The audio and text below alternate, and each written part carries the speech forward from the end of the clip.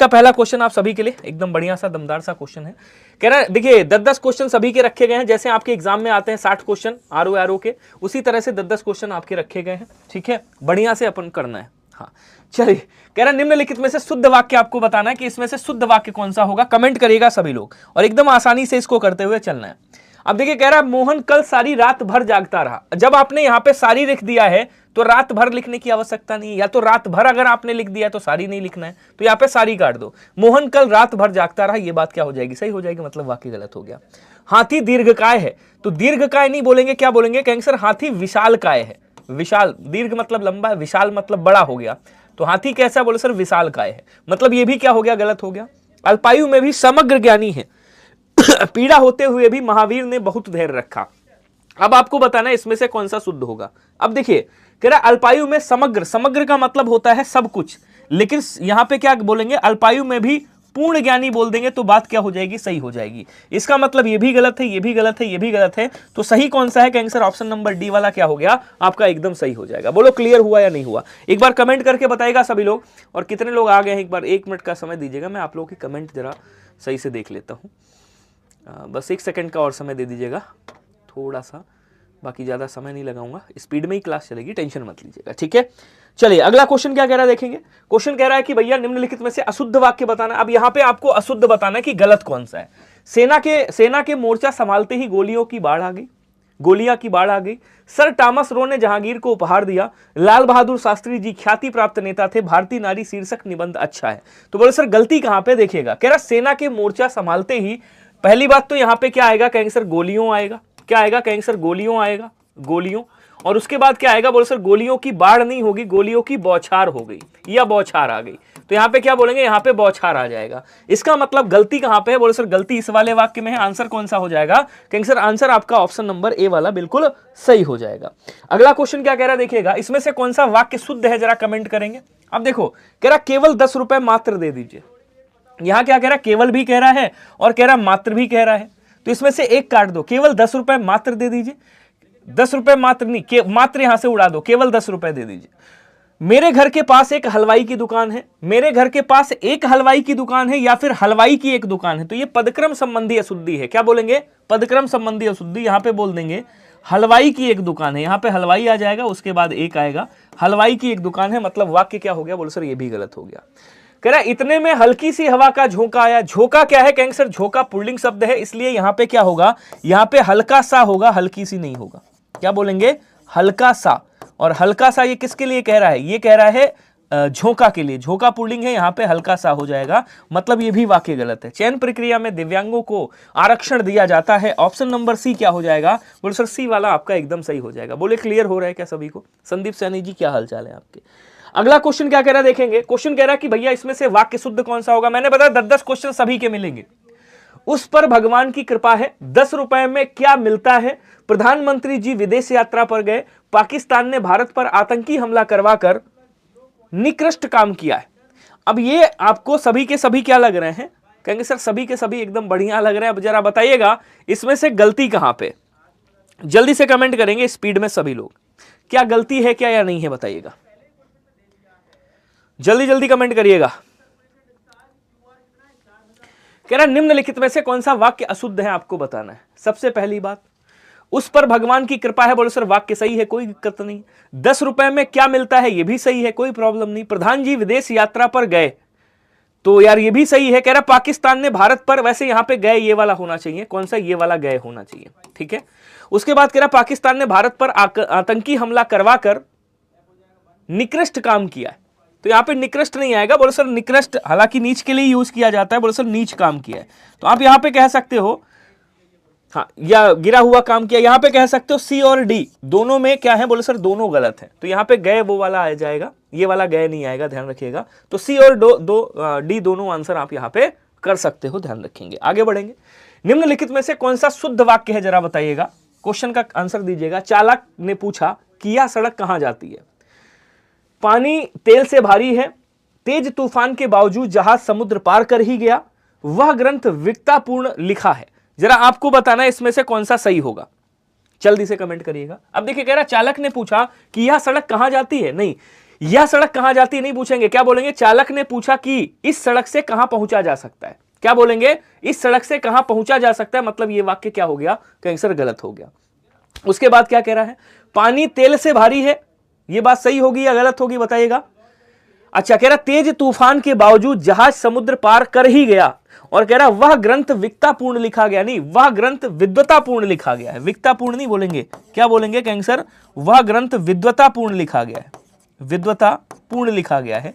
तो यहां पे शुद्ध कौन सा होगा, बोले सर शुद्ध ये वाला हो जाएगा। क्या पानी तेल से भारी है, ये वाला बात सही होगी या गलत होगी, बोले सर ये बात गलत होगी, तो ये वाला भी नहीं होगा, सी वाला आंसर आपका सही हो जाएगा। कह रहा निम्नलिखित में से शुद्ध वर्तनी कौन सी होगी जरा बताना, ये आसान सा क्वेश्चन है। कहेंगे सर आशीर्वाद कैसे लिखा जाएगा, तो बोले सर आशीर्वाद ऐसे लिखा जाता है, याद रखिएगा कैसे, बोले सर आशीर्वाद ऐसे लिखा जाएगा। अनुग्रह कैसे लिखा जाएगा, तो बोले सर अनुग्रह ऐसे लिखा जाएगा, याद रखिएगा। लेकिन यहीं पे आपसे अगर पूछ ले कि भैया अनुग्रहित कैसे लिखेंगे, तो क्या बोलेंगे, कहेंगे सर तब अनुग्रहित ऐसे लिखा जाता है, याद रखिएगा। उसके बाद कह रहा है अनुवादित नहीं होता है, अनुदित होता है, याद रखेंगे। क्या बोलेंगे, कहे सर अनुदित होता है, अनुदित, अनुदित, ठीक है ना। क्या कहेंगे, कहेंगे सर अनुदित होता है, याद रखिएगा सभी लोग, इंपॉर्टेंट क्वेश्चन है, आपसे पूछ सकता है। अनुदित होता है, अनुदित, अनुदित, ठीक है ना, अनुवाद किया हुआ। उसके बाद कह रहा अभयारण्य एकदम सही लिखा हुआ है, तो ऑप्शन नंबर डी वाला हो जाएगा। अब कुछ शब्द आपको याद रखना है, जैसे आपसे पूछ सकता है भैया वाल्मीकि कैसे लिखा जाता है, तो क्या बोलेंगे, कहेंगे सर वाल्मीकि ऐसे लिखा जाता है। एक बार आपसे पूछा गया था हिरण्यकश्यपु कैसे लिखा जाता है, तो क्या बोलेंगे, कहेंगे सर हिरण्यकश्यपु ऐसे लिखा जाता है।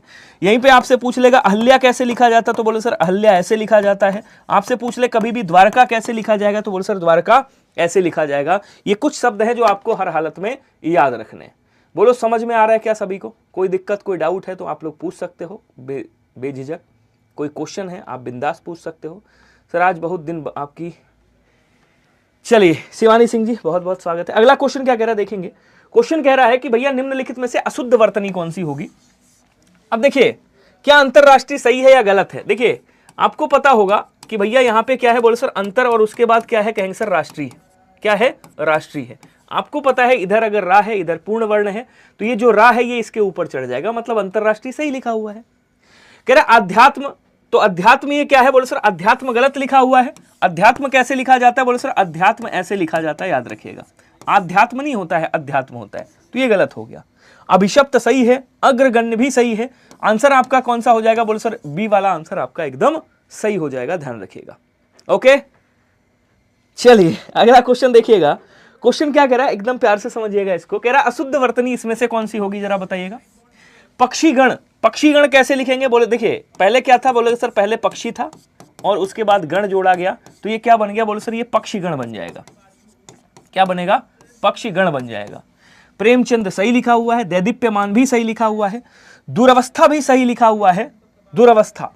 तो आंसर कौन सा होगा, बोले सर आंसर आपका ऑप्शन नंबर ए वाला हो जाएगा। एकदम आसान क्वेश्चन है, इसमें कोई दो राय नहीं है जो आप इसको कर ना पाओ, आसानी से कर सकते हो। नेक्स्ट क्या कह रहा है, निम्नलिखित में से शुद्ध वर्तनी कौन सी होगी जरा बताइएगा। देखिए ये जो अंतर्ध्यान लिखा है ये दो तरीके से लिखा जाता है, ये तो गलत है। दो तरीके से कैसे लिखा जाएगा, एक तो आप ऐसे इसको लिख सकते हो अंतर्धान, कैसे अंतर्धान होता है। अगर आपको ऐसे नहीं लिखना है तो आप ऐसे लिख सकते हो, इसको भी समझ लीजिएगा, अंतर्धान आप ऐसे लिख सकते हो, ठीक है। उसके बाद कह रहा है, देखिए शब्द क्या था, बोले सर शब्द था अधिकृत, इसको समझिएगा लॉजिक से। शब्द था अधिकृत, इसमें अन उपसर्ग और लगा दिया गया, तो ये क्या बनेगा, बोले सर ये बन जाएगा अनधिकृत बनेगा। क्या बनेगा, अनधिकृत बनेगा। लेकिन यहां पे इसने अनाधिकृत कर दिया जो कि गलत हो गया, ये भी गलत है। अतिथि भी गलत लिखा हुआ है, एकदम आसान है ये भी। अतिथि कैसे लिखेंगे, बोले सर अतिथि ऐसे लिखेंगे। बचा कौन सा, अंधा, तो कहेंगे सर अंधा सही है। ऑप्शन नंबर डी वाला क्या हो जाएगा आपका, एकदम सही हो जाएगा, ध्यान रखिएगा। समझ में आ रहा है तो एक बार थंब वाला इमोजी भेज दीजिएगा, और हो सके मन करे दिल से आवाज आए तो एक बार क्लास को शेयर कर दीजिएगा और बता दीजिएगा सबको कि क्लास यहाँ भी आपकी हिंदी वाली आरओ के लिए स्टार्ट फाइनली हो चुकी है। कह रहा निम्नलिखित में से शुद्ध वर्तनी कौन सी होगी, कोई बताएगा मुझे। आंख है, बोले सर गलत है। आंख कैसे लिखेंगे, कहेंगे सर आंख ऐसे लिखा जाएगा। अक्षुण कैसे लिखा जाता है, बोले सर अक्षुण ऐसे लिखा जाएगा। अध्यात्म आपका एकदम सही लिखा हुआ है, कोई प्रॉब्लम नहीं है। अनुग्रहित कैसे लिखा जाएगा, तो बोले सर अनुग्रहित ऐसे लिखा जाएगा, याद रखिएगा। ये क्या है, बोले सर ये अनुग्रहित है, ये भी गलत है।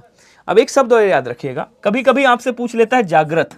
अब देखिए कभी भी अगर ता ऐसे सिंगल है तो जागृत ऐसे लिखेंगे, लेकिन ता के ऊपर अगर छोटी की मात्रा है तो फिर जागृति ऐसे लिखेंगे, तब फिर ये री की मात्रा लगेगी। तो ये दोनों शब्द सही हैं, इनको अलग अलग तरीके से अपना याद कर लीजिएगा। एक शब्द और इंपॉर्टेंट आता है, कभी कभी पूछ लिया जाता है, दो शब्द हैं बता रहा हूं। एक होता है प्रदर्शनी, क्या बोलेंगे, प्रदर्शनी।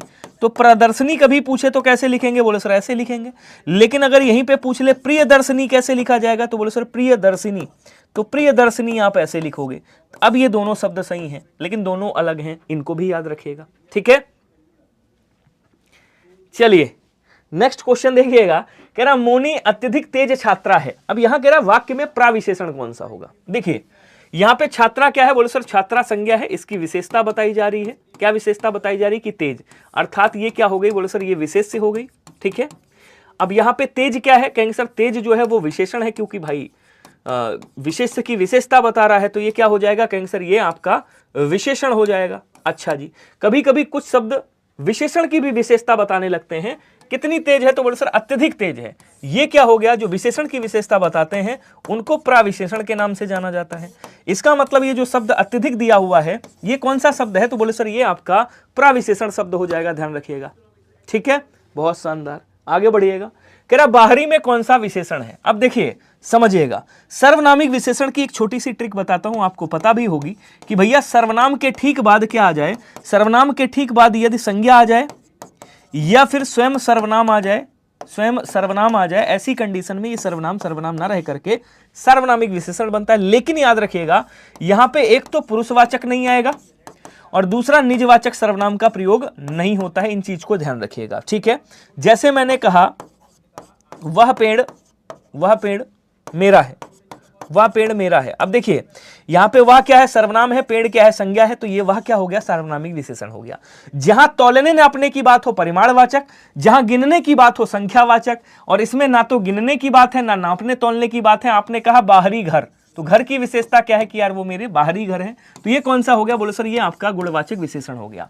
अब मेरा आपसे एक क्वेश्चन है, जरा कमेंट करके बताइएगा, अगर मैं कहूं यहाँ पे कि जितने लोग भी हो भाई सब ये सब क्या है, बोले सर भारतीय है, इस भारतीय में कौन सा विशेषण होगा, जरा कमेंट करिएगा सभी लोग। ऑप्शन नंबर ए व्यक्तिवाचक विशेषण, क्या ये होता है, क्या बिल्कुल होता है व्यक्तिवाचक विशेषण। ऑप्शन नंबर 2 भिन्नार्थक विशेषण,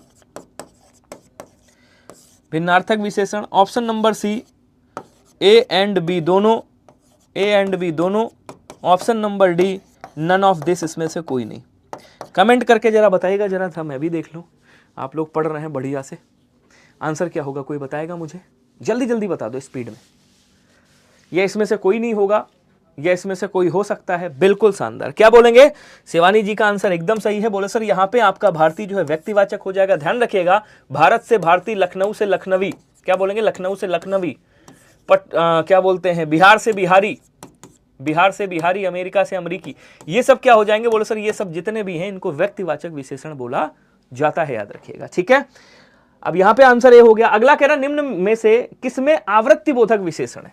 किसकी बात कर रहा है, आवृत्ति बोधक विशेषण की बात कर रहा है। अब देखिए ध्यान से समझिएगा, ये जो आवृत्ति बोधक विशेषण है ये निश्चित संख्यावाचक का भेद है। किसका भेद है, निश्चित संख्यावाचक का भेद है आवृत्ति बोधक विशेषण। आवृत्ति विशेषण आवृत्ति बोधक में क्या होता है, बोले सर आवृत्ति में जैसे आपसे कह दिया 4 गुना, आपसे कह दिया 4 गुना, आपसे कहा 2 गुना, क्या कह दिया 2 गुना कह दिया, या तिगुना कह दिया, ऐसे तिगुना कह दिया, तो जहां पे गुना वाली बात आ जाए समझ लीजिएगा कौन सा हो जाएगा, कहेंगे सर आवृत्ति बोधक हो जाएगा। कह रहा चीनी कम, दोनों चाचा, 4 गुना गेहूं, 8 चोर।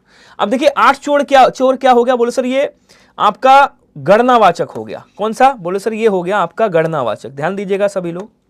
अब देखिए मैं थोड़ा सा लिख देता हूं यहां पे, संख्यावाचक विशेषण के 2 भेद होते हैं। एक कौन सा होता है, बोले सर एक होता है आपका निश्चित संख्यावाचक विशेषण, क्या बोलेंगे, निश्चित संख्या वाचक विशेषण, ठीक है। निश्चित संख्यावाचक विशेषण के 5 भेद होते हैं, सभी लोग याद रखिएगा, ठीक है। वो 5 भेद कौन कौन से होते हैं, तो बोले सर पहला होता है जिसको हम बोलते हैं गणनावाचक, गणनावाचक। गणनावाचक के 2 भेद होते हैं, एक आपका पूर्णांक बोधक होता है, पूर्णांक बोधक, एक होता है आपका अपूर्णांक बोधक, ध्यान रखिएगा, ठीक है। उसके बाद जो दूसरा आता है वो कौन सा होता है, बोले सर वो होता है आपका क्रमवाचक, ठीक है। तीसरा कौन सा होता है, बोले सर तीसरा होता है जिसको हम बोलते हैं समुदायवाचक या समूहवाचक, या हम समुदाय या समूहवाचक कह सकते हैं। उसके बाद जो चौथा होता है उसको हम क्या बोलते हैं, बोले सर उसको हम आवृत्तिवाचक या आवृत्ति बोधक बोलते हैं। आवृत्तिवाचक या आवृत्ति बोधक भी बोल सकते हैं। उसके बाद जो आपका पांचवा आता है उसको हम क्या बोलते हैं, उसको हम हरेक बोधक या हरेक वाचक बोलते हैं, या प्रत्येक वाचक भी इसको बोला जाता है। आप ध्यान दीजिएगा, सभी लोग बहुत आसानी से समझिएगा इसको। अब देखिए कह रहा गणनावाचक, जैसे आपने कहा 8 चोर, ये क्या हो गया, बोले सर गणनावाचक हो गया। 8 चोर क्या हो गया, बोले सर गणनावाचक हो गया। आपने कहा कि भैया दोनों चाचा, ये कौन सा हो गया, बोले सर दोनों चाचा समूहवाचक हो गया। दोनों, चारों, सातों, तो ये क्या हो गया, समूहवाचक हो गया। आपने कहा चौगुना, ये क्या हो गया, आवृत्तिवाचक हो गया। कम चीनी, ये आपका अनिश्चित संख्यावाचक हो गया, सॉरी अनिश्चित आपका परिमाणवाचक हो गया। ये कौन सा है, बोले सर ये परिमाणवाचक है। ठीक है, अच्छा यहां पे कह रहा है चौगुना गेहूं, तो चौगुना किस में आ जाएगा, बोले सर ये आवृत्ति बोधक में आएगा। गेहूं अलग बात है, तौल नाप सकते हैं, लेकिन चौगुने की बात कर रहा है, यहां पे गिनने की बात कर रहा है। आप समझिएगा इसको, ये क्या कह रहा है कि भैया गेहूं की तो बात कर रहा है, लेकिन चौगुना गेहूं, तो गेहूं को तौल नाप बाद में रहा, पहले गिन रहा है 4 गुना। तो जैसे ही 4 गुना आया क्या हो जाएगा, आवृत्ति बोधक हो जाएगा। ऑप्शन नंबर सी याद रखिएगा सभी लोग। क्लियर, नेक्स्ट आ जाओ। इनमें से कौन सा शब्द विशेषण नहीं है, बताइएगा। सर जी वीडियो एग्जाम में ये बहुत पढ़ाए थे आप। चलिए कह रहा कौन सा विशेषण नहीं है, जरा बताइएगा। अब कह रहा तपस्वी, भाई मुनि कैसे हैं, तपस्वी हैं, मृत है, लंबा है, बुढ़ापा है। अब ये जो बुढ़ापा शब्द है ये क्या है, बोले सर ये भाववाचक संज्ञा है। क्या है, भाववाचक संज्ञा है। बुढ़ापा, अब देखो ऐसे भी पहचान सकते हो, बुढ़ापा कैसा है, कहेंगे सर बुढ़ापा आ गया, या बहुत बुढ़ापा है। तो बुढ़ापे की विशेषता क्या है कि बहुत बुढ़ापा है। ठीक है, लंबा आदमी, मृत आदमी, तपस्वी आदमी, तो ये सब क्या हो गए, ये तीनों के तीनों क्या है, बोले सर विशेषण है, गुणवाचक। ठीक है, बाकी वो क्या है, विशेष से है। तो सी वाला आंसर हो गया आपका, ध्यान रखिएगा। नेक्स्ट कह रहा है निम्न में से कौन सा शब्द विशेषण है, आपको बताना है। यौवन है, सौंदर्य है, कालिमा है और रंगीला है। कमेंट करेंगे सभी लोग, चलिए जल्दी जल्दी कमेंट करिएगा, स्पीड में कमेंट आने चाहिए सभी के। बहुत बढ़िया,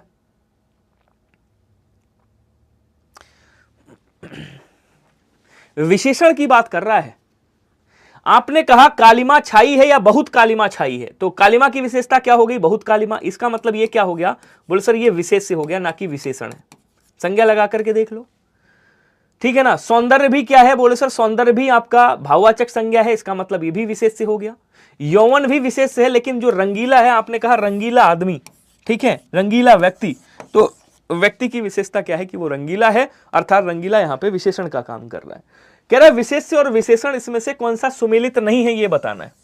अब देखिए इस तरह के खूब क्वेश्चन आपसे पूछे जाते हैं, आपको बताना है इसमें कौन सा सुमेलित नहीं है। ध्यान से समझिएगा, उसके बाद आंसर करिएगा। उपज, देखिए उपज क्या है, विशेष से है, उपज से क्या हो गया, उपजाऊ, विशेषण बन गया, कहेंगे सर एकदम सही है। कमाई क्या है, बोले सर भाववाचक संज्ञा है। कमाऊ क्या हो गया, बोले सर कमाऊ व्यक्ति, ये विशेषण हो गया आपका। घर क्या है, संज्ञा है। घरेलू क्या हो गया, घरेलू कुत्ता, घरेलू आदमी, ये क्या हो गया, बोले सर विशेषण हो गया। लेकिन इसको एकदम उल्टा कर दीजिए, यहां पे आना चाहिए नियम। नियम क्या है, संज्ञा है, ठीक है, विशेष से है। और अगर कह दे नियमित व्यक्ति, तो नियमित क्या हो गया, बोले सर नियमित हो गया आपका विशेषण। इसका मतलब ये वाला सीक्वेंस गलत है, तो आंसर आपका कौन सा हो जाएगा, डी वाला आंसर एकदम सही हो जाएगा। इस गांव में 40 आदमी रहते हैं, उक्त वाक्य में कौन सा विशेषण होगा। अब देखो यहां पे आदमी क्या है, बोले सर आदमी संज्ञा है, और इसकी विशेषता क्या बताई, ये विशेष से हो गया, क्योंकि इसकी विशेषता बताई जा रही कि आदमी कितने हैं, तो सर आदमी है 40, तो यहाँ पे 40 क्या हो गया, बोले सर 40 विशेषण हो गया। अब आपसे पूछ रहा है भैया कौन सा विशेषण, तो आप क्या कर रहे हो, गिन रहे हो। जब गिन रहे हो तो ये कौन सा हो गया, बोले सर ये हो गया आपका संख्यावाचक विशेषण। अगर यहीं पे अंडरलाइन करके कह देता कि ये जो शब्द है ये कौन सा विशेषण है, तो ये सार्वनामिक विशेषण हो जाता। ये भी आप नाम याद रखिएगा, ठीक है। अगला कह रहा निम्न में से कौन सा शब्द विशेषण शब्द नहीं है, आपको बताना है। इसमें से कौन सा विशेषण नहीं है। आपने कहा आर्थिक स्थिति, तो स्थिति की विशेषता क्या है, आर्थिक, इसका मतलब ये विशेषण है।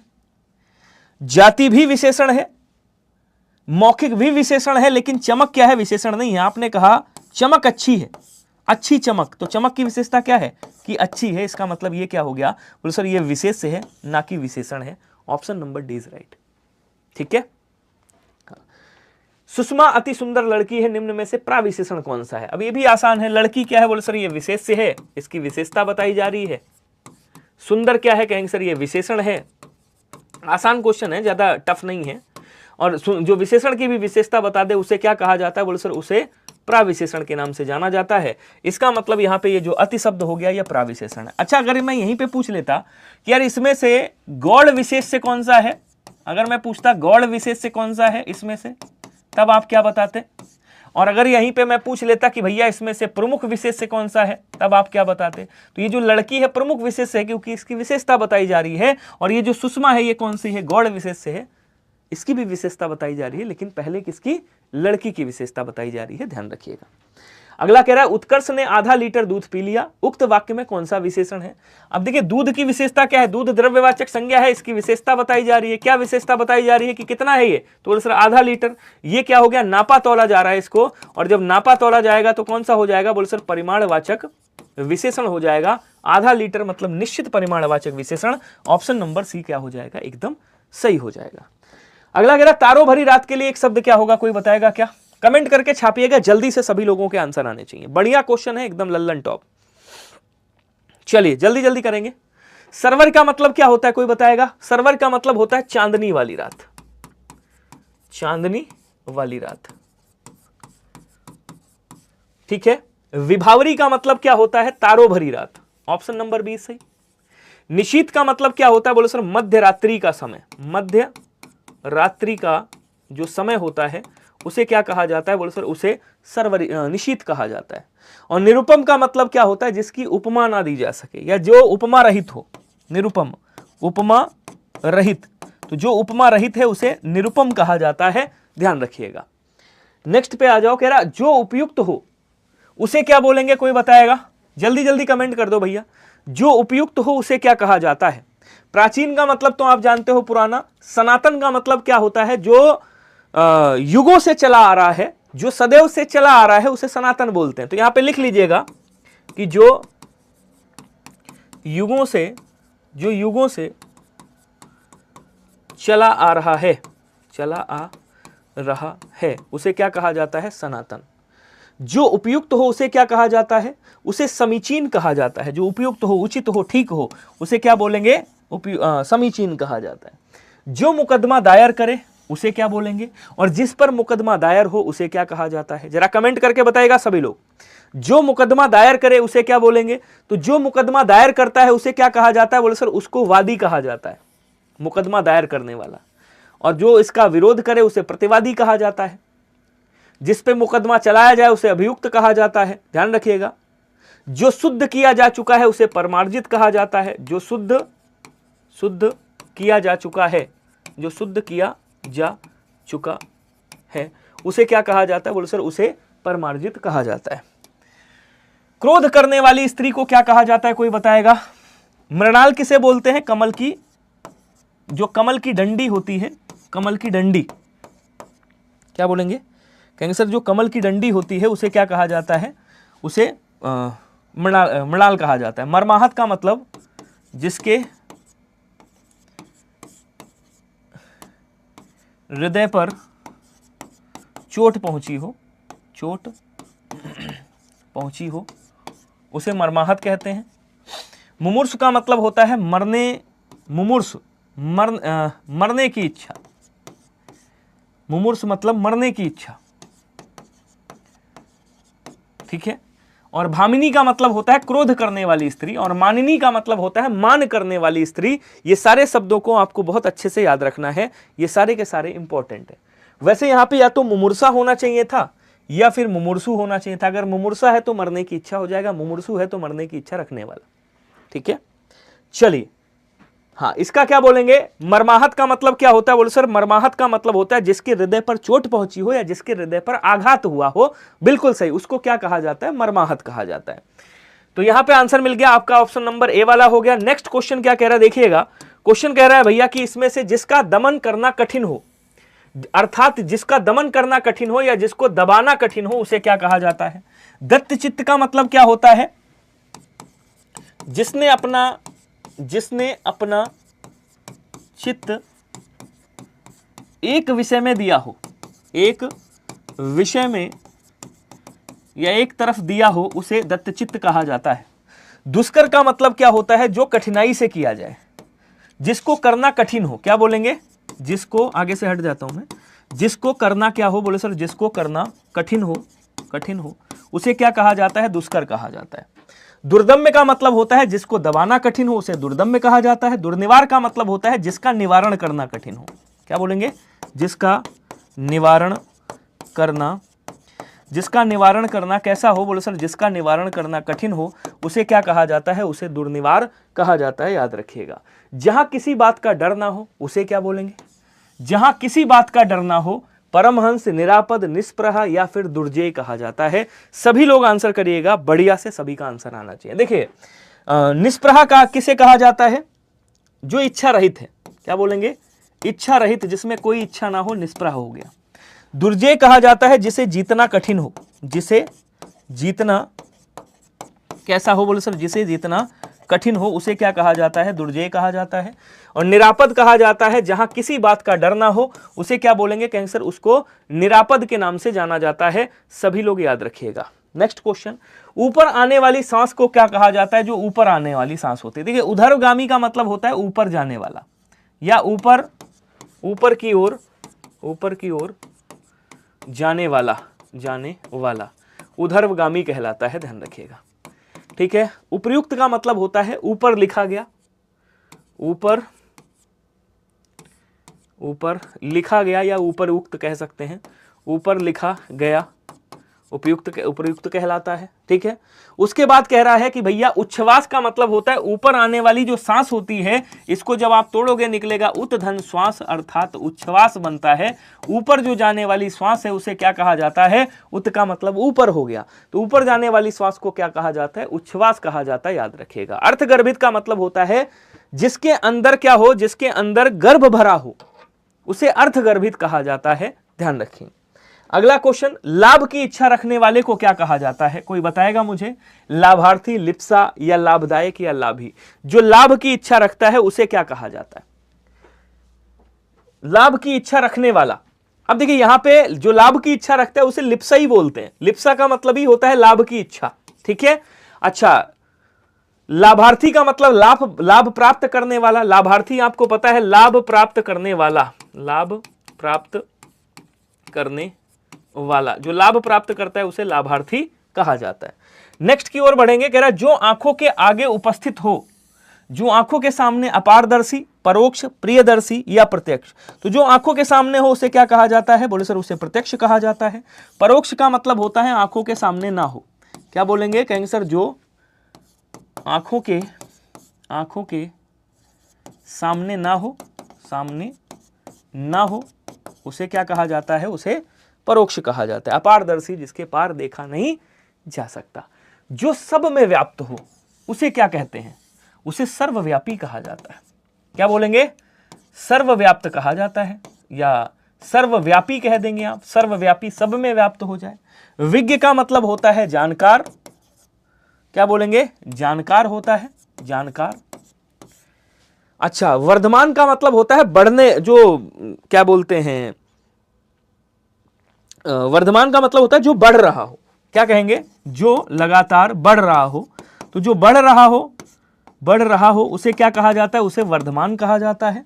वाचाल का मतलब होता है बहुत बोलने वाला, आसान है कर सकते हो, बहुत बोलने वाला। उसके बाद कौन सा बचा? बोले सर बचा आपका विभु। विभु को क्या कहा जाता है? बोले सर विभु को भी सर्वव्यापी के नाम से जाना जाता है, याद रखिएगा। निम्नलिखित में से कौन सा युग्म सुमेलित नहीं है आपको बताना है। छली का निश्चल होता है, विलोम की बात कर रहा है। छली का निश्चल, भोगी का योगी, जागृति का शयन और निष्काम का सकाम। इसमें आपको बताना है कौन सा वाला सही नहीं है। कमेंट करेंगे सभी लोग जल्दी से, स्पीड में आपका आंसर आना चाहिए। बढ़िया आंसर करिएगा, जितने लोग भी हो एकदम बढ़िया लल्लन टॉप आंसर आना चाहिए। तो बता दो भैया जल्दी से आंसर क्या होगा।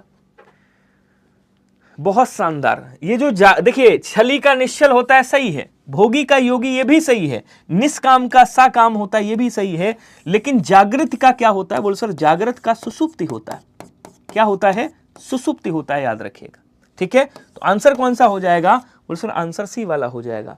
शयन का आप निद्रा और कह सकते हो। बहुत बढ़िया। शयन नहीं होगा, बिल्कुल सही। तो ये वाला गलत हो गया, बोले सर ये नहीं होगा। नेक्स्ट पे आ जाओ। कह रहा निम्नलिखित में से कौन सा विलोम युग्म सुमेलित नहीं है। अब निर्मल का मलिन हो गया, चिरंतन का नश्वर हो गया, स्थूल का सूक्ष्म हो गया, मृषण का दृढ़ हो गया। कोई बताएगा मुझे इसमें से कौन सा आंसर सही होगा? ये भी बढ़िया है, क्वेश्चन पूछा गया है, सभी लोग आंसर करेंगे बढ़िया से।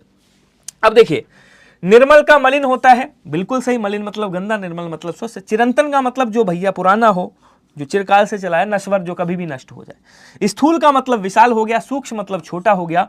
दृढ़ का क्या हो जाएगा? बोले सर अदृढ़ हो जाएगा, अदृढ़, ठीक है। और बचा कौन सा? मृषण। तो मृषण का क्या होता है? बोले सर मृषण का रूक्ष होता है, ध्यान रखिएगा। क्या बोलेंगे? मृषण का रूक्ष होता है, ध्यान रखिएगा, ठीक है। तो आंसर आपका क्या बनेगा? बोले सर आंसर आपका डी वाला एकदम सही बन जाएगा। सभी लोग नोट डाउन कर लीजिएगा। कह रहा कि इसमें से कौन सा सुमेलित नहीं है? अतिवृष्टि का अनावृष्टि, ग्राह्य का त्याज्य, स्वार्थ का हितार्थ, अनुग्रह का विग्रह होता है। अब आपको बताना है सबसे सटीक वाला आंसर। कमेंट करेंगे सभी के सभी, जल्दी से कमेंट करिएगा, स्पीड में। अब देखो, अतिवृष्टि का अनावृष्टि सही है। ग्राह्य मतलब ग्रहण करना, त्याज्य मतलब त्याग देना, त्यागने योग्य, ग्रहण करने, ग्राह्य मतलब ग्रहण करने योग्य, त्याज्य मतलब त्यागने योग्य। अनुग्रह का विग्रह होता है। अब ध्यान रखिएगा, विग्रह के बारे में बता दूं, विग्रह जो है वो संधि का भी विलोम है, ठीक है, और विग्रह जो है वो अनुग्रह का भी विलोम है। ध्यान रखिएगा सभी लोग। अगर कभी भी पूछे संधि के विलोम क्या होते हैं, तो भैया संधि का एक विलोम विच्छेद भी होता है और एक विलोम विग्रह भी होता है, ये आपको याद रखना है, ठीक है। तो इसके बारे में मैंने लिख दिया। तो यहां पे स्वार्थ का विलोम क्या होगा? हितार्थ नहीं होगा, स्वार्थ, हितार्थ का अनहितार्थ हो जाएगा। स्वार्थ का विलोम क्या होता है? बोले सर स्वार्थ का परमार्थ होता है, परमार्थ। हितार्थ का यहां पे क्या कर लीजिएगा? अनहितार्थ कर लीजिएगा, अनहितार्थ, इस तरह से अनहितार्थ कर लेंगे, ठीक है। नहीं, आहितार्थ करेंगे, आहितार्थ, आहितार्थ करिएगा, आहितार्थ, ये इसका विलोम बन जाएगा। तो सी वाला आंसर आपका क्या हो गया? बोले सर सी वाला आंसर आपका एकदम सही हो गया। अगला क्वेश्चन कह रहा है निम्नलिखित में से उपमान का विलोम क्या होगा? कौन बताएगा? जरा बता दो। उपमान का विलोम उपमेय, समान, अपमान या उन्मान। तो अपमान का क्या हो जाएगा? बोले सर अपमान का सम्मान हो जाएगा, सम्मान। समान का क्या हो जाएगा? असमान हो जाएगा। बचा कौन सा? कैंसर। उपमान का उपमेय हो जाएगा। Option number A is right, ठीक है। अगला कह रहा है कि शब्द एवं उनके विलोम शब्द के संदर्भ में कौन सही सुमेलित नहीं है, आपको बताना है। तो अठाना का पुगाना हो गया, प्रस्फुटन का संकुचन हो गया, विश्लेषण का संश्लेषण, इप्सित का अभिप्सित हो गया। जल्दी से कमेंट करिएगा, यह भी मजेदार क्वेश्चन है। अठाना का मतलब पता है? अठाना का मतलब होता है पीड़ित करना किसी को। अठाना का मतलब क्या हो गया? कहेंगे सर किसी को पीड़ित करना, किसी को कष्ट देना, अठाना हो गया। पुगाना मतलब किसी को खुशी देना, भाई पुगा रहे हो, तो ये सही हो गया, कोई दिक्कत नहीं है, थोड़ा सा लेवल वाला क्वेश्चन है। प्रस्फुटन का मतलब भाई अलगाव की स्थिति होना, संकुचन मतलब एकत्रित हो जाना, विश्लेषण का मतलब भी वही हो गया, संश्लेषण मतलब चिपक जाना, विश्लेषण मतलब अलग हो जाना, ये भी सही है। अब देखिए अभिप्सित और अनिप्सित ये दोनों एक दूसरे के पर्यायवाची हैं, और इन दोनों का विलोम क्या होगा? अभिप्सित और इप्सित, इन दोनों का विलोम क्या होगा? तो कहेंगे सर इन दोनों का विलोम अनिप्सित हो जाएगा, याद रखिएगा। क्या होगा? बोले सर इन दोनों का विलोम अनिप्सित हो जाएगा, याद रखिएगा। अनिप्सित का मतलब होता है जो ना चाहा हुआ हो, इप्सित और अभिप्सित का मतलब होता है जो चाहा हुआ हो। तो ये वाला क्या हो जाएगा? बोले सर गलत है, बाकी सबके सब आंसर सही है। अगला कह रहा है शब्द एवं उनके विलोम संदर्भ में कौन सा सुमेलित नहीं है, आपको बताना है। तो प्रसारण का विसरण होता है, उन्मीलन का निमीलन होता है, अकारादि का अकारांत होता है, कुसुम का पाहन होता है। बढ़िया क्वेश्चन है ये भी, और अच्छे से इसका भी आंसर करिएगा आप सभी लोग। तो जल्दी जल्दी बताएंगे भैया, जितने लोग भी हो। हाँ स्पीड में आंसर कर दो, मैं थोड़ा कमेंट देख लेता हूँ जल्दी से। शिवानी सिंह जी, रामजी रावत जी और रुद्रिका त्रिवेदी जी हैं, दीपिका वत्स जी हैं, कामिनी तिवारी जी हैं, रामजी रावत हैं, शिवानी सिंह हैं। आंसर बताइएगा जल्दी से। बहुत बढ़िया। अब देखो प्रसारण जो है ना, प्रसारण का विलोम भी क्या होता है? बोले सर प्रसारण का विलोम भी संकुचन होता है। क्या बोलेंगे? कहेंगे सर प्रसारण का विलोम भी क्या होता है? कहेंगे सर प्रसारण का विलोम भी संकुचन होता है, ठीक है। इसका मतलब ये वाला आंसर क्या है? गलत है। विसरण नहीं होगा, याद रखिएगा। बाकी उन्मीलित का निमीलित होता है, अकारादि का अकारांत होता है, कुसुम मतलब फूल हो गया, पाहन मतलब पत्थर हो गया। तो फूल का कांटा फूल का पत्थर भी हो सकता है। निषिद्ध का विलोम क्या होगा? कोई बताएगा? विहित होगा, विनीत होगा। देखिए विनीत का क्या हो जाएगा? विनीत का आप उद्दंड भी कर सकते हो, उद्दंड कर सकते हो। अच्छा उसके बाद कह रहा है सर्वज्ञ का क्या होगा? तो सर्वज्ञ का अल्पज्ञ कर सकते हो। क्या कर सकते हो? बोलो सर सर्वज्ञ का आप अल्पज्ञ कर सकते हो, अल्पज्ञ। बचा कौन सा? निषिद्ध का क्या होगा? बोलो सर निषिद्ध का विधि हो, निषिद्ध का क्या हो जाएगा? बोलो सर आपका क्या बोलते हैं, विहित हो जाएगा। अब आपसे पूछे विधि का क्या होगा, तो भैया विधि का निषेध कर दीजिएगा। क्या करिएगा? बोलो सर विधि का आप निषेध कर दीजिएगा, ये भी क्या हो जाएगा? बोलो सर सही हो जाएगा। नेक्स्ट की ओर बढ़ेंगे। कह रहा शब्द और उनके विलोम शब्द के संदर्भ में निम्नलिखित में से कौन सा सही सुमेलित नहीं है? तो नहीं वाले ज्यादा है, इसीलिए देखिए यहां से एक क्वेश्चन आपका कवर नहीं हो रहा है, यहां से आपके कई सारे क्वेश्चन कवर हो रहे हैं। अब देखिए यहां पे कह रहा अर्जित का उपलब्ध होगा, आदोष का सदोष होगा, अवेक्षा का अनवेक्षा होगा, आलोक का तिमिर होगा। आलोक मतलब प्रकाश, तिमिर मतलब अंधेरा, सही है। अवेक्षा का अनवेक्षा बोलो सर सही है। आदोष का सदोष हो जाएगा, आदोष मतलब दोष नहीं है, सदोष मतलब दोष के साथ है। अब देखो अर्जित का क्या होगा, तो बोलो सर अर्जित का अनर्जित होगा। क्या होगा? अनर्जित हो जाएगा, विलोम याद रखिएगा। यहीं पे पूछ ले विलोम उपलब्ध का क्या होगा, तो बोलो सर उपलब्ध का अनुपलब्ध हो जाएगा। क्या कहेंगे? उपलब्ध का अनुपलब्ध हो जाएगा, ध्यान रखिएगा। तो यहाँ पे ये इसका विलोम हो गया, ये किसका? बोलो सर ये इसका विलोम हो गया। तो आंसर आपका कौन सा है? बोलो सर ए वाला सुमेलित नहीं है, option number A is right. Clear, समझ आ रहा है क्या सभी को? हाँ चलिए नेक्स्ट देखिए, आ का मतलब होता है भाई, आ का मतलब भी नहीं होता है, अन का मतलब भी नहीं होता है, तो आएगा कभी बताऊंगा। शब्द और उनके विलोम के संदर्भ में कौन सा सही सुमेलित नहीं है बताइएगा। ग्रहित का व्यक्त, गुरुत्व का लघुत्व, आकीर्ण का साकीर्ण, क्रोध का क्षमा। आपको बताना है कि इसमें से सही कौन सा नहीं है। जरा कमेंट करिएगा और बताइएगा सभी लोग अच्छे से। बढ़िया क्वेश्चन है। देखिए ग्रहित मतलब ग्रहण कर देना, व्यक्त मतलब भैया सामने मतलब प्रकट कर देना एक तरह से, तो ये बन सकता है।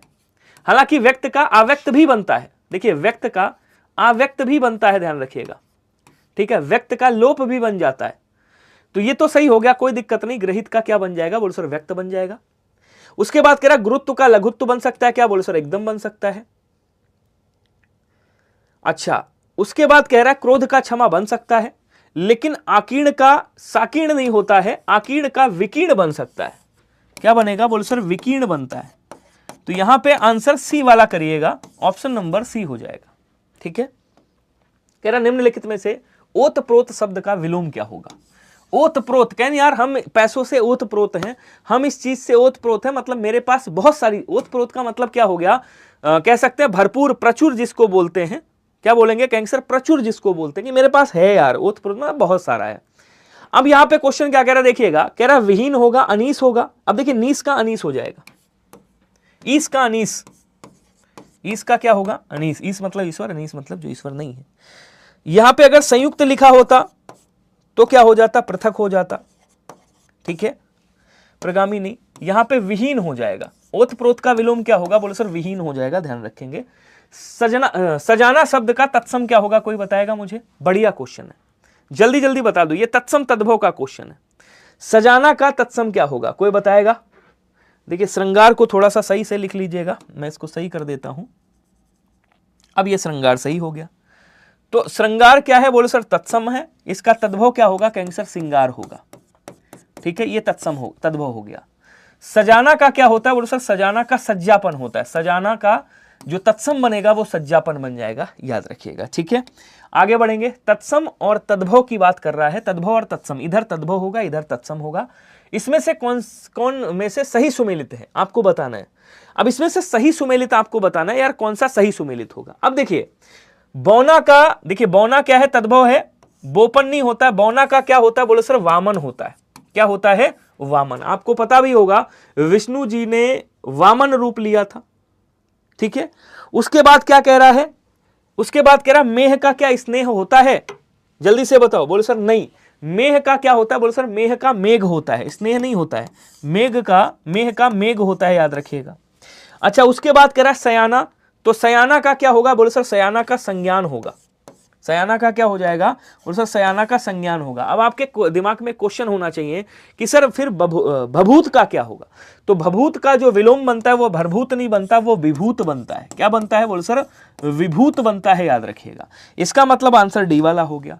कह रहा दिए गए विकल्पों में से तद्भव तत्सम की पहचान कीजिए और बताइए। पवन है, पाप है, पक्ष है, और नकुल है। अब आपको पता है यार तत्सम में क्या होता है, एक चीज याद रखिएगा हमेशा, तत्सम में ट्रिक आपको पता ही होगी कि भैया जो छा से बना हुआ शब्द, त्रा से बना हुआ शब्द, ज्ञा से बना हुआ शब्द, स्रा से बना हुआ शब्द, या फिर री की मात्रा से बना हुआ शब्द, या री से बना हुआ शब्द 100% क्या होता है, तत्सम होता है। इसका मतलब पूछ रहा है इसमें से तद्भव पहचानिए कौन सा है, तो पक्ष तो तत्सम हो गया, पंख क्या हो जाएगा, बोलो सर पंख इसका तद्भव हो जाएगा। बोलो हाँ या ना, एक बार कमेंट करेंगे सभी लोग।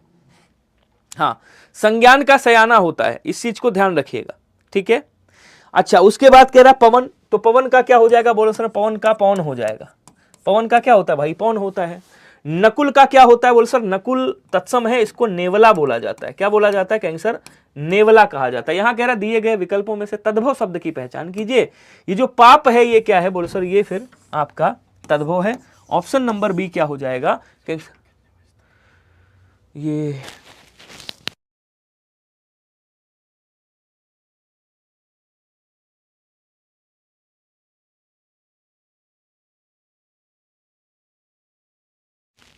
चलिए आवाज आ रही सभी को, एक बार थंब वाला इमोजी भेजिएगा। अब पाप का तत्सम क्या होता है, तो पाप का तत्सम पातक होता है, याद रखिएगा, ठीक है। नेक्स्ट आ जाओ, अगला कह रहा दिए गए शब्दों में से तत्सम शब्द की पहचान कीजिए। एक बार बता दीजिए यार, आवाज आ रही है, नहीं आ रही है, एक बार कमेंट करिएगा जरा, आवाज आ रही है ना सभी को, बहुत बढ़िया, शानदार, जबरदस्त। आ जाओ, कह रहा दिए गए शब्द में तत्सम शब्द पहचानिए। अब इसमें से बताइए तत्सम शब्द कौन सा है, बाघ है क्या, बादल है, बनिया है, या वापी है। कमेंट करेंगे और बताएंगे आंसर क्या होगा। अब देखिए बाघ का क्या होता है, बोल सर बाघ का वाटिका होता है। क्या होता है, बोल सर बाघ का वाटिका होता है, याद रखिएगा। बादल को क्या कहा जाता है, बोल सर बादल को वारिद कहा जाता है। बनिया को क्या कहा जाता है, बनिक कहा जाता है। बनिया को क्या बोलेंगे भाई, बनिया को बनिक कहा जाता है, याद रखिएगा। उस सॉरी बनिक नहीं, वणिक कहा जाता है, वणिक, बनिक नहीं आएगा, वणिक आएगा, वणिक कहा जाता है। उसके बाद बचा कौन सा, कहेंगे सर वापी। ये जो वापी शब्द है ये क्या है, कहेंगे सर ये वापी शब्द है, ये आपका तत्सम है, ध्यान रखिएगा। वापी का बावड़ी बोला जाता है, बावड़ी पूछ नहीं समझिएगा, बावड़ी करके कहा जाता है, ध्यान रखिएगा। अगला कह रहा है कि निम्नलिखित युग्मों में से सही सुमेलित कौन सा है, बारात का सही सुमेलित बीघा, विग्रह, बत्ती, बत्तिका, और बीत, व्याप्ति, व्यति। अब आपको बताना है इसमें से कौन सा वाला सही है, कमेंट करेंगे जरा सभी लोग। अब देखिए बारात का देखिए बारात का बारात नहीं होता है, बारात का क्या होता है, वर यात्रा होता है। क्या हो जाएगा, वर यात्रा। उसके बाद कह रहा बीघा का क्या होगा, तो बीघा का विग्रह होता है। बोले सर एकदम सही, कोई दिक्कत नहीं है, ऑप्शन नंबर बी हो जाएगा। बत्ती का बत्तिका नहीं होता, बत्ती का वर्तिका होता है। क्या होता है, बोले सर बत्ती का वर्तिका होता है। उसके बाद कह रहा बीत, बीत का क्या होता है, वीत का व्यतीत होता है।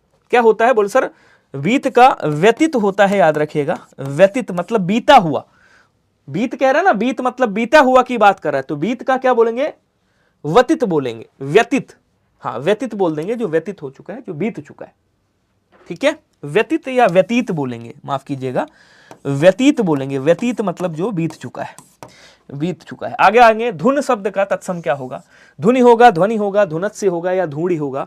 जरा कमेंट करके बताएगा सबसे सटीक आंसर कौन सा होगा। तो धुन ये क्या है, तद्भव है, इसका तत्सम क्या हो जाएगा, बोलो सर ध्वनि हो जाएगा, option number B right. Next कह रहा है कि दिए गए तद्भव तत्सम शब्द में सही सुमेलित नहीं है। कौन सा सही सुमेलित नहीं है, चकवा का चक्र, चरित्र का चरित्र, छाता का छत्रक, और छोटा का क्षुद्र होता है। आपको बताना है इसमें से कौन सा वाला सही सुमेलित नहीं है, तो क्या बोलेंगे, कमेंट करिएगा। अब देखिए ध्यान से समझिएगा, बड़ा प्यारा सा क्वेश्चन है। चकवा का क्या होता है, बोलो सर चकवा जो है इसको, इसका जो तत्सम होता है उसको चक्रवाक कहा जाता है। क्या कहा जाता है, चक्रवाक। चक्र का क्या होता है, बोलो सर चक्र का क्या बोलते हैं, चाक बोलते हैं ना, नहीं चक्र तत्सम है, चक्र तत्सम है, इसको चक्कर, चक्कर बोलते हैं, और चाक भी बोला जाता है इसको, चक्कर और चाक। तो आंसर ए वाला हो जाएगा, चरित का चरित्र, छाता का छत्रक, छोटा का क्षुद्र। अगला कह रहा निम्नलिखित में से तद्भव और तत्सम शब्द में सही सुमेलित है कौन सा, ओला का ओलस्य, काज का कृत्य, खाना का खादन, और खरीदना का क्रय होता है। अब इसमें कह रहा है कि भैया इसमें से तद्भव और तत्सम की सही सुमेलित जोड़ी कौन सी है, आपको बताना है। एक बार छापिएगा कमेंट और बताइएगा सबसे सटीक आंसर कौन सा होगा। जल्दी जल्दी आंसर करेंगे सभी लोग, जल्दी जल्दी बता दो, आसान का क्वेश्चन है, बहुत हाई फाई नहीं है। अब देखो खरीदना का क्रय नहीं होगा, खरीदना का क्या होगा, बोलो सर खरीदना का क्रयण हो जाएगा, क्रयण ऐसे करके, ठीक है। काज का क्या होता है, कृत नहीं होगा, काज का कार्य होता है। क्या होगा, काज का कार्य होता है। ओला का उपल होता है उपल, ऐसे करके लिखेंगे। खाना का खादन होता है, ये वाला सही हो जाएगा, सी आंसर कर दीजिएगा। आगे आ जाओ, दिए गए विकल्प में तद्भव और तत्सम की जोड़ी की पहचान कीजिए। आप है, इक्षु है, उलूक है, उच्च है। तो उच्च का क्या हो जाएगा भैया, उच्च का ऊंचा, उलूक का उल्लू, क्या बोलेंगे उल्लू। इक्षु का क्या होगा, इक्षु का ईख होता है, क्या होगा बोले सर, इक्षु का ईख होता है। बचा कौन सा, कहेंगे सर बचा आप। तो देखिए यहां क्या कह रहा है, तद्भव शब्द पहचानना है, तो ये वाला आप, ये क्या होगा, आत्म होगा। आत्म का क्या होता है, वो क्या बोलते हैं, हाँ आत्म होगा। और अगर आत्मन का अपना होता है तो यहां पे जो आंसर बनेगा वो ऑप्शन नंबर ए बन जाएगा। और तत्सम तद्भव का ये लास्ट क्वेश्चन, दिए गए विकल्पों में से कौन सा तत्सम शब्द नहीं है बताइएगा। अर्पण है, अंक है, आंसू है, आशा है। तो भैया तत्सम कौन सा नहीं है, एकदम आसान है। बोले सर अश्रु नहीं है भाई, कौन सा नहीं है, अश्रु नहीं है, बाकी सारे हैं। आशा भी है और आपका क्या कहते हैं अंक भी है, सारी चीजें हैं। अब आशा का क्या हो जाएगा, बोले सर आशा का तद्भव आस हो जाएगा, ध्यान रखिएगा, ठीक है। अंक का क्या हो जाएगा, तो बोले सर अंक का आंक हो जाएगा, आंक। उसके बाद कौन सा बचा, बोले सर अर्पण का क्या होगा, तो अर्पण का अर्पण कर दीजिएगा, इस तरह से अर्पण हो जाएगा। क्लियर हो रहा है नहीं हो रहा है बताइएगा, बहुत बढ़िया। तो यहाँ पे सी वाला आपका आंसर हो जाएगा, ध्यान रखेंगे। नेक्स्ट की ओर बढ़ेंगे। पर्यायवाची की दृष्टि से निम्नलिखित में से कौन सा सुमेलित युग्म सुमेलित नहीं है, आपको बताना है, कमेंट करिएगा। राजा का महीपति होता है, बिल्कुल सही। रात्रि का तमिश्रा होता है, एकदम सही। यमुना का सूर्य सुता, बिल्कुल सही। तो मूर्ख का याचक नहीं, याचक होता है भिखारी का, भिखारी या जिसको मांगने वाला कहते हैं। मूर्ख का क्या हो जाएगा, मूर्ख का भैया अज्ञानी हो जाएगा, अज्ञानी हो जाएगा, ना जानकार कह सकते हैं, ठीक है। तो ये डी वाला आंसर आपका यहां सही हो जाएगा। नेक्स्ट कह रहा पर्यायवाची की दृष्टि से निम्नलिखित में से कौन सा युग्म सुमेलित नहीं है बताइएगा। अब कह रहा तीर का क्या होता है, सर होता है। देखिए तीर का बोले तो बाण होता है, जिसको हम विसिक के नाम से जानते हैं। किस नाम से, बोले सर विसिक के नाम से जानते हैं। इसको हम आसुग के नाम से जानते हैं, आसुग के नाम से। इसको हम सिलीमुख के नाम से भी जानते हैं, सिलीमुख, ये भी याद रखिएगा, ठीक है। इसको हम नाराज के नाम से भी जानते हैं, नाराज के नाम से, ये भी याद रखिएगा। बिजली का क्या होता है, बोले सर बिजली का विद्युत होता है। क्या कहेंगे, कहेंगे सर बिजली का विद्युत होता है। दामिनी कहा जाता है, दामिनी याद रखिएगा। इसको सौदामिनी के नाम से भी जानते हैं, किस नाम से, सौदामिनी के नाम से भी जाना जाता है। इसको घनवल्लरी भी बोला जाता है, घनवल्लरी याद रखिएगा। इसको वज्रप्रिया के नाम से भी जाना जाता है, वज्रप्रिया बोला जाता है। इसको क्षणप्रभा के नाम से भी जाना जाता है, क्षणप्रभा भी बोला जाता है। तो ये सब किसके हैं, बोलो सर ये सब बिजली के पर्यायवाची हैं। सहायक किसका होता है, सहायक जो है तीर का ही पर्यायवाची होता है, ध्यान रखिएगा। मतलब यही गलत है, यही सुमेलित नहीं है, बी वाला आंसर हो गया। भौरे की अगर मैं बात करूं तो भौरे को चंचरीक कहा जाता है। इसको सटपद के नाम से भी जाना जाता है, ध्यान रखिएगा। इसको भ्रमर के नाम से भी जाना जाता है। इसको एक नाम और दिया जाता है, इसको क्या बोलते हैं, सिली। देखिए ये वाला अगर सिलीमुख है, सिलीमुख, तो ये भौरे का पर्यायवाची। अली अगर कह दिया जाए, अली भी भौरे का पर्यायवाची, ठीक है। भृंग भी किसका है, भौरे का पर्यायवाची है। मिलिंद भी किसका है, भौरे का पर्यायवाची है, मिलिंद याद रखिएगा। मधुप भी भौरे का पर्यायवाची है। प्रकृति का स्वभाव होता है, व्यवहार होता है, ये प्रकृति के पर्यायवाची। तो आंसर आपका कौन सा बनेगा, आंसर आपका बी वाला बन जाएगा। नेक्स्ट बढ़ेंगे। पर्यायवाची की दृष्टि से निम्नलिखित में से कौन सा एक बाकी भिन्न है, बाकियों से भिन्न है। तो सुमन है, किसले है, प्रसून है, पुहुप है। अब देखिए आपको बताना है आंसर, जरा बताइएगा कौन सा सटीक आंसर होगा। जल्दी जल्दी आंसर कर दो यार, जितने लोग भी हो, स्पीड में आंसर करिएगा, ठीक है। कोई बताएगा, चलिए बहुत बढ़िया। अब देखो यहां पे क्या कह रहा है समझिएगा। सुमन हो गया, प्रसून हो गया और पुष्पुप हो गया, ये सब किसके हैं, ये सब फूल के पर्यायवाची, ठीक है। कुसुम के पर्यायवाची हैं, किसके, बोले सर कुसुम के पर्यायवाची हैं, ध्यान रखिएगा। लेकिन ये जो किसलय है ना, ये किसे बोला जाता है, बोले सर ये कोपल को बोला जाता है, नवपल्लव को बोला जाता है, नवपल्लव को, नवपल्लव को। मुकुल जिसको बोलते हैं ना, अधखिला फूल, मुकुल। तो बी वाला आंसर क्या हो जाएगा, सही हो जाएगा। नेक्स्ट कह रहा पर्यायवाची शब्द की दृष्टि से निम्नलिखित में से कौन सा एक बाकी से भिन्न है, कौन सा अलग है, आपको बताना है। भगिनी है, बांधवी है, अग्रजा है, बिंदु है। बढ़िया क्वेश्चन है यार, कमेंट करके बताओ सभी लोग, जल्दी जल्दी कमेंट करिएगा। भगिनी है, बांधवी है, अग्रजा है, ये किसको कहा जाता है, सहोदरा है, सहोदरा, सहोदरा, ठीक है। ये सब कहा जाता है किसको बोले सर, बहन को कहा जाता है, ध्यान रखिएगा, जिनको बहिनी भी बोलते हैं। बिंदु जो है किसे कहा जाता है बोले सर, बूंद को कहा जाता है। तो आंसर यहाँ पे क्या हो जाएगा, डी वाला सही हो जाएगा। नेक्स्ट बढ़ेंगे, निम्नलिखित में से कौन सा प्रेम का पर्यायवाची शब्द है, प्रेम की बात कर रहा है, इसमें से प्रेम का कौन सा हो जाएगा। तो भैया सबको पता है प्रेम का मतलब क्या होता है भाई, राग बोलते हैं, अनुराग बोलते हैं, क्या बोलते हैं, अनुराग बोलते हैं, रति भी कहा जाता है, ये सब प्रेम के पर्यायवाची हैं, राग हो जाएगा, याद रखिएगा। रज किसे कहा जाता है, रज कहा जाता है भैया धूल को, ठीक है, ध्यान रखिएगा। नेक्स्ट आ जाओ, कह रहा निम्नलिखित में से कौन सा शब्द दूध का पर्यायवाची। अब दूध को क्या कहा जाता है बोल सर, दूध को क्षीर के नाम से भी जाना जाता है, दुग्ध भी कहा जाता है, गोरस के नाम से भी जाना जाता है, इसको स्तन्य भी कहा जाता है, क्या बोलेंगे, स्तन्य, स्तन्य भी कहा जाता है, ध्यान रखिएगा। तो यहां पे क्षीर हो गया। नीर किसका है बोले सर, नीर जो है वो जल का पर्यायवाची है। नीर किसका है, कहेंगे सर जल का पर्यायवाची, ठीक है। सुरभि जो है पृथ्वी का भी पर्यायवाची होता है, सुरभि जो है सुगंध का भी पर्यायवाची होता है, सुरभि आम का भी पर्यायवाची नहीं, उसको सौरभ बोलते हैं, सुरभि सुरभि सुरभि गाय का भी पर्यायवाची होता है। ये एक तरह से अनेकार्थी शब्द है, गाय का भी पर्यायवाची होता है, याद रखिएगा। आगे बढ़ेंगे, निम्नलिखित में से कौन सा एक गंगा का पर्यायवाची नहीं है। अब गंगा के कई सारे पर्यायवाची भैया, गंगा को जानवी के नाम से जाना जाता है, किस नाम से, जानवी के नाम से। त्रिपथगा भी कहा जाता है, त्रिपथगा। विष्णुपगा कहा जाता है, विष्णुपगा, विष्णुपगा भी बोला जाता है। देवपगा भी कहा जाता है, देवपगा, याद रखिएगा, ठीक है।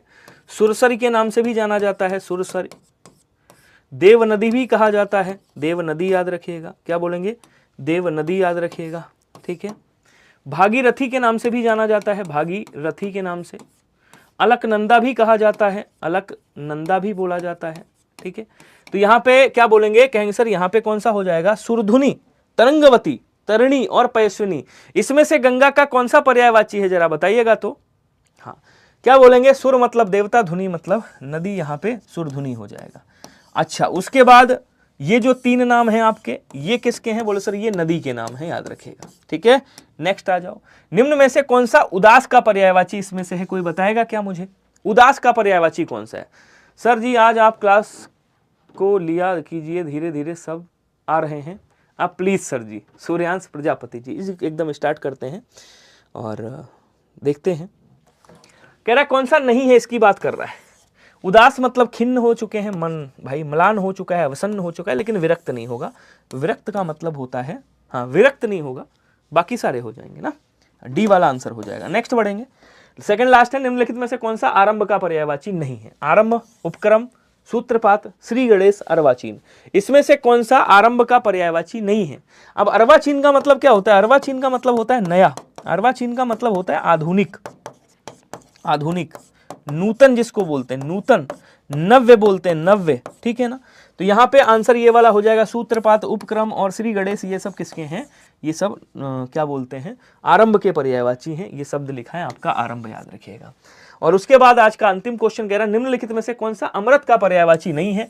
तो अमृत को क्या बोला जाता है भैया, बोले सर अमृत को अमीय कहा जाता है, अमृत को अमी भी बोला जाता है, अमृत को पीयूष भी बोला जाता है, अमृत को सुरभोग भी कहा जाता है, सुरभोग याद रखिएगा। अमृत को जीवनोदक के नाम से जानते हैं, जीवनोदक, जीवनोदक।